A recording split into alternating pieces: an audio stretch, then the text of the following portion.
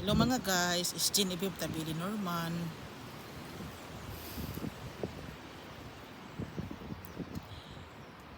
If you observe that I'm here, not really at the back, it sounds something front na something the other side of the back of the house.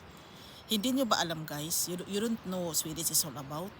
They are the people that enchanted. Wala kayong maintindihan sa mga tao na ito. Yung una, ito yung pangalawa, at saka yun ang pangatlo.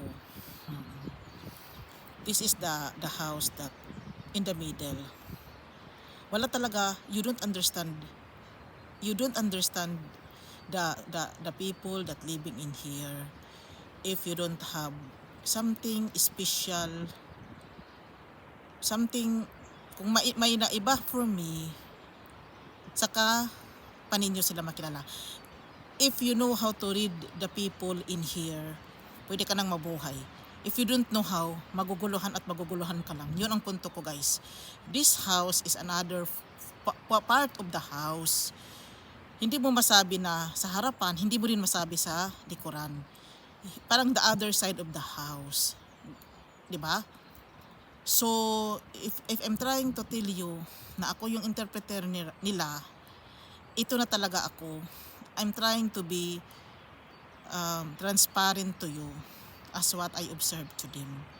Kaya pala mahirapan tayo. It's hard for them to understand.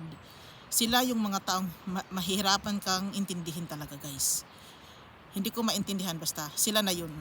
It's hard to understand this kind of people. Iwan ko paano sila nabuhay if they're acting like this.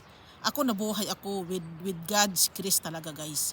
Nilagay ako ng Panginoon dito, God puts me here, tapos sa power ni God, nakuha ko silang i-translate. Yun lang guys, it's God's power. Kasi powerful yung Panginoon natin. Maniwala man kayo sa akin or hindi, yun talaga ang pagkakaintindi ko sa nangyayari sa buhay ko right now.